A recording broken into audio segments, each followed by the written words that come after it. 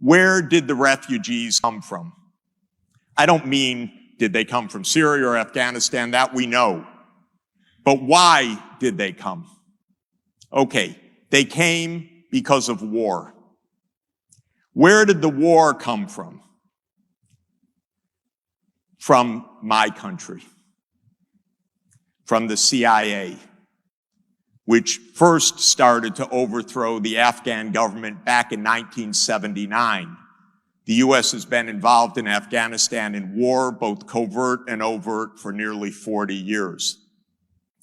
Iraq, absolutely against international law, of course, perhaps often called the most dreadful foreign policy decision in modern times, an absolutely unprovoked war, killed hundreds of thousands, displaced millions, created disaster, blowback, and refugees.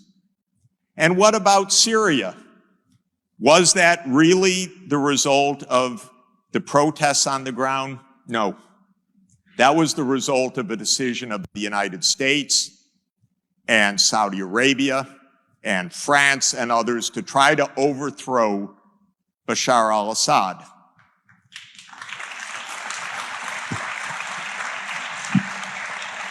I'm not here to make a brief for Bashar al-Assad, but I am here to say that covert regime change is against the law and is an unmitigated disaster.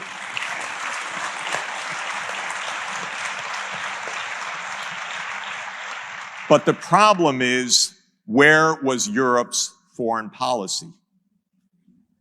I kept looking. Is there a foreign policy? I even took out my microscope.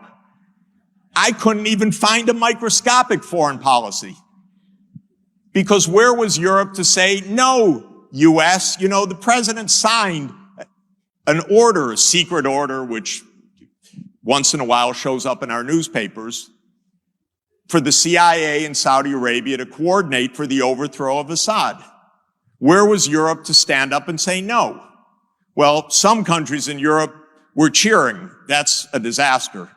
Most were not cheering, but most were completely silent because there's no foreign policy to speak of. So the idea that the only policy is to debate should we accept refugees or not is not right. The real policy is stop the wars that are producing them.